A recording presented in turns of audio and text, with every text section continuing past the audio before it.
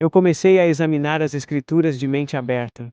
Finalmente cheguei à conclusão de que, se a Bíblia é verdadeira, então Jesus tem que ser quem ele disse que era. E eu não queria lidar com isso porque sabia que haveria consequências. Sim. E então veio esse pensamento: olha, você sabe que é verdade. Por que não entrega o seu coração a Jesus? Antes de ter um relacionamento real com o Deus de Abraão, Isaque e Jacó, que é o que tenho agora, antes disso, eu tinha apenas uma grande filosofia que não me ajudava nem a amarrar os meus sapatos. Era absolutamente inútil. Não servia para nada, exceto me lembrar, todos os dias da minha vida, a cada momento, que minha vida não tinha sentido, nem propósito. Agora, em vez de ira, eu tenho respostas. Agora, em vez de fúria, eu tenho propósito. A questão não é se você encontra esperança nisto ou naquilo. A questão não é se você encontra respostas aqui ou ali. A questão é se o que você crê é verdadeiro. Não se você gosta, não se é confortável. Ótimo ponto. Mas se é verdadeiro. Ótimo ponto. Com Deus, eu estava revoltado com Ele por duas coisas. Eu estava indignado por causa do Holocausto. Eu estava furioso por causa do Holocausto. E eu estava revoltado porque tinha me tornado um nihilista. Não sei se você está familiarizado com essa filosofia. É uma filosofia cruel. E essencialmente eu acreditava que tudo na minha vida não tinha sentido. Não significava nada, não importava o que eu fizesse. Era como se uma voz soasse na minha cabeça dizendo: não significa nada, não importa, você não significa nada, você não importa. E um dia eu fiquei tão irado com Deus que literalmente gritei com Ele, levantei o punho para o alto e disse: como ousa? Como ousa fazer isso comigo? Sim. Então tive um pensamento. Não houve sinos nem luzes piscando. Mas esse pensamento foi tão claro quanto uma voz, e dizia: então você está irado, não é, Ravi? Mas com quem você está irado? Eu pensei que você tinha dito que era ateu. Uau. Eu pensei por um momento e depois respondi dentro de mim: sim, eu sou ateu. Por que eu acreditaria em um Deus que cria um universo sem propósito e me coloca no meio dele? E o pensamento voltou. Se você vai me responsabilizar, primeiro admita que eu existo. A Escritura resume a existência de alguém como eu. A Escritura diz: há caminho que parece certo ao homem, mas no final conduz à morte. E há outra Escritura que é um desafio para pessoas como eu. Vocês me buscarão e me acharão, quando me buscarem de todo o coração. Eu me deixarei ser encontrado por vocês. Então, decidi deixar de lado a ira e começar a buscar. E pela graça e misericórdia de Deus, Ele trouxe duas coisas para a minha vida. Ele colocou o movimento Judeus por Jesus no meu caminho. E em 1975, havia um jovem usando uma camisa que dizia Judeus por Jesus. Ele estava distribuindo panfletos, folhetos, e meu amigo disse: olha. E eu congelei. Me virei para os meus amigos e disse: alguém deveria dizer a esse idiota que não se pode ser judeu e crer em Jesus. Essa foi a versão mais leve. Sim. Na verdade, eu não disse idiota, estou limpando a versão aqui. A minha fala real foi bem pior. Então meu amigo respondeu: diga você mesmo a ele. E ele foi até lá, pegou o folheto e colocou na minha mão. O título do folheto era: os judeus não deveriam acreditar em Jesus, a menos que... E dentro havia uma lista inteira de profecias das Escrituras hebraicas. Eu fiquei muito revoltado, mas guardei o folheto.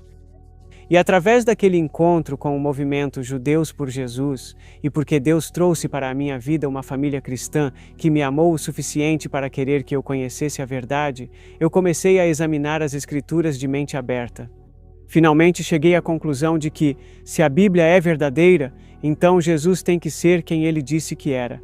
E eu não queria lidar com isso porque sabia que haveria consequências. Sim. Então, certa noite, voltando para casa de carro, tive outro pensamento muito claro.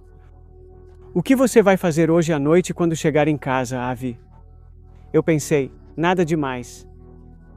E então veio esse pensamento: olha, você sabe que é verdade. Por que não entrega o seu coração a Jesus? Eu pensei: está bem, mas acho que vou fazer um sanduíche e tomar uma xícara de chá antes. E foi exatamente o que fiz. Cheguei em casa, preparei um sanduíche, bebi uma xícara de chá e então orei. E nada aconteceu. Eu fiquei furioso. Quero dizer, o teto deveria ter se aberto. Alguma coisa espetacular deveria ter acontecido. Eu esperava que um dedo aparecesse escrevendo na parede: muito bem, Avi, você entregou sua vida a Yeshua. mas nada aconteceu. Então eu orei de novo, pela segunda vez, e tudo o que eu conseguia dizer repetidas vezes foi: eu sinto muito, eu sinto muito. Era só isso, sinto muito. Sim. Isso me lembra quando Deus chamou Adão. Onde você está? Como se Deus não soubesse onde Ele estava. Exatamente. Ele precisa do seu coração. E junto com isso, vem o maravilhoso entendimento intelectual de quem Jesus é. Sim. Como que colocar a sua fé em Jesus mudou você? Não apenas como um homem judeu, mas interiormente. Bom, Deus nos prometeu um novo coração e colocar o seu espírito em nós. O que isso fez com você? Mudou tudo. Foi um processo, é claro. Sim. Mas se eu fosse resumir tudo, resumiria com estas palavras. Antes de ter um relacionamento real com o Deus de Abraão, Isaque e Jacó, que é o que tenho agora, antes disso, eu tinha apenas uma grande filosofia que não me ajudava nem a amarrar os meus sapatos. Era absolutamente inútil. Não servia para nada, exceto me lembrar, todos os dias da minha vida, a cada momento, que minha vida não tinha sentido, nem propósito. Agora, em vez de ira, eu tenho respostas. Agora, em vez de fúria, eu tenho propósito. Davi escreveu: bondade e misericórdia certamente me seguirão todos os dias da minha vida. Não sem sentido, não vazio. Bondade e misericórdia me seguirão todos os dias da minha vida. E quando eu morrer, o quê? Sem sentido? Não, eu habitarei na casa do Senhor para sempre. Sim, essa é uma esperança que realmente nos dá paz em meio às provações. Você passou por muitas provações e isso mudou você, deu-lhe esperança e propósito. Mas o que você diria a alguém que está assistindo e pensa: eu encontro esperança em outras coisas. Eu crio minha própria esperança. Eu gosto do meu trabalho, gosto de onde moro e isso me dá propósito. O que você diria a essa pessoa? Eu digo às pessoas: a questão não é se você encontra esperança nisto ou naquilo. A questão não é se você encontra respostas aqui ou ali. A questão é se o que você crê é verdadeiro. Certo. Não se você gosta, não se é confortável. Ótimo ponto. Mas se é verdadeiro. Ótimo ponto. Ótimo ponto. Eu digo isso muito às pessoas porque nós, como judeus que cremos em Jesus, tivemos que nos render ao caminho de Deus. Tivemos que abandonar o nosso próprio caminho, aquele que nos parecia certo. A Bíblia diz que há um caminho que parece certo ao homem, mas o fim dele conduz à morte. Então precisamos entregar esse caminho para seguir o caminho de Deus e dizer: ok, o teu caminho. E é por isso que quando as pessoas vêm até mim e dizem: você tem o seu caminho? Eu respondo: não é o meu caminho. Eu tive que abrir mão do meu caminho para seguir o caminho de Deus. E sabe, em Jeremias está escrito que quando você confia na força de Deus, Ele o planta junto a ribeiros de águas vivas que lhe dão vida o ano todo. Não importa o que aconteça, essa é uma realidade que acontece com crentes como nós. Mas você não é apenas um crente qualquer, você é um judeu que crê em Jesus. E há pessoas no mundo todo assistindo isso agora. Muitos judeus estão vindo à fé hoje em dia porque têm coragem de procurar online, têm coragem de abrir o Novo Testamento por conta própria e verem por si mesmos. Em vez de simplesmente ouvirem 2000 anos de tradição sendo passada de geração em geração. Por que você crê no que crê? Por que você não crê em Jesus? Porque minha mãe me disse para não crer. E por que ela não crê? Porque a mãe dela disse a mesma coisa. Mas você é autor. Já escreveu sobre esse assunto. O que você gostaria de compartilhar com o povo judeu neste momento? Você conhece o nome Mengele, certo? O Dr. Mengele, sabe quem ele foi? Não. Ok. Ele foi o monstro de Auschwitz. Sim. Era o homem que ficava ali quando os trens chegavam. Quando as pessoas desciam, ele apontava para a direita ou para a esquerda. Ele era médico. Realizou experimentos monstruosos, especialmente com crianças, principalmente gêmeos, sem anestesia.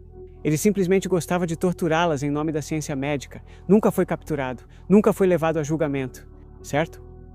Agora, imagine, eu estou morrendo de uma doença, você tem a cura. Só existe uma cura. Você tem essa cura. Você pode me levar até a pessoa que tem essa cura. Sem ela, eu morro. Com ela, eu vivo. É uma cura garantida. E você me diz: ei, venha comigo. E eu respondo: não posso fazer isso. Você pergunta: por quê? E eu digo: eu não vou a médicos. Você pergunta: por que não? E eu respondo: por causa de Mengele. Sim. O que você diria para mim? Sim, isso é ridículo. Verdade! Você diria: ei, você não condena a medicina por causa do que Mengele fez. Você condena Mengele pelo que ele fez. Exatamente. Esse é um ponto muito importante. E nós costumamos dizer que as pessoas fazem coisas horríveis em nome de todo tipo de Muitas. coisa. Fazem coisas horríveis em nome da paz, Exato. em nome da liberdade, em nome da Exato. ciência, em nome da religião. Exato. Mas a questão não é se algo foi feito em nome de ou da. A questão é, isso reflete a verdade de quem Deus é? E o que isso tem a ver com Jesus? Isso tem tudo a ver com pessoas perversas. Se for o caso, o fato de envolver pessoas perversas só comprova que as afirmações da Bíblia são verdadeiras. Uau! Isso é incrível. Então, Avi, você teve uma carreira bem longa dentro de Judeus por Jesus. Tive. Quais têm sido algumas das experiências mais desafiadoras que você enfrentou como um judeu crente trabalhando nesse ministério? Sou realmente grato a Deus por ter me dado a oportunidade de fazer as coisas malucas que fiz. Minha esposa Ruth e eu. Acho que você poderia dizer, e espero que isso não soe pretensioso, que somos pioneiros. Nós entramos em lugares onde não havia nada. Fomos para a União Soviética quando ainda era União Soviética. Isso foi muito desafiador. Nós nem falávamos russo quando fomos. Aquilo foi muito desafiador. Fomos para a Alemanha. Eu me lembro de quando começamos a enviar equipes para a Alemanha em meados dos anos 90, vindos da Rússia e da Ucrânia. Nós ficávamos nas ruas usando nossas camisetas que diziam em alemão, Judeus por Jesus, distribuindo nossa literatura, e os alemães literalmente paravam, congelavam e encaravam. Eles não conseguiam imaginar que havia judeus na Alemanha falando sobre Jesus. E se aproximar para conversar com eles era a coisa mais fácil do mundo. Nos últimos anos, nos últimos 4 ou 5 anos, mobilizei equipes para ir à Polônia. Tenho amigos até hoje, crentes que são meus amigos, que dizem para mim, como você pôde? Como você pôde ir para a Polônia? Como você pôde ir para a Alemanha? Quando começamos a enviar equipes para a Alemanha, um amigo meu, que era colega de ministério e um grande amigo, veio até mim e disse, eu não entendo. E eu disse, não entende o quê? Ele respondeu, como você pôde fazer isso? E eu disse, fazer o quê? Ele disse, como você pôde enviar equipes para a Alemanha? Sim. Você esqueceu? E eu respondi, não, eu não esqueci nada. Então ele disse, como você pôde fazer isso? E eu respondi, bem, se eu não tiver um peso como judeu e como crente em Jesus, se eu não tiver um peso pelo povo de países como Alemanha, Polônia e Romênia, e todos esses lugares, então talvez o evangelho não seja real. Ele perguntou, o que isso significa? E eu tive um daqueles momentos em que eu sabia que iria dizer a coisa certa. Você se lembra desses momentos porque são raros. Eu sinto que nós, judeus, temos uma obrigação moral de voltar, especialmente aos lugares onde a história foi tão horrenda. Temos uma obrigação moral de voltar aos países onde morremos, proclamando a mensagem de vida de Deus. Essa é a vida que vem da morte, não é? E essa realidade, esse fato, é mais forte do que qualquer desafio que eu venha a enfrentar. Certo. Avi Snyder, o que você anda fazendo hoje? Só sendo popular. O que estou fazendo hoje, estou escrevendo. Eu tenho 73 anos. Eu não sei quantos anos mais o Senhor vai me dar. Estou tentando descobrir o que quero ser quando crescer.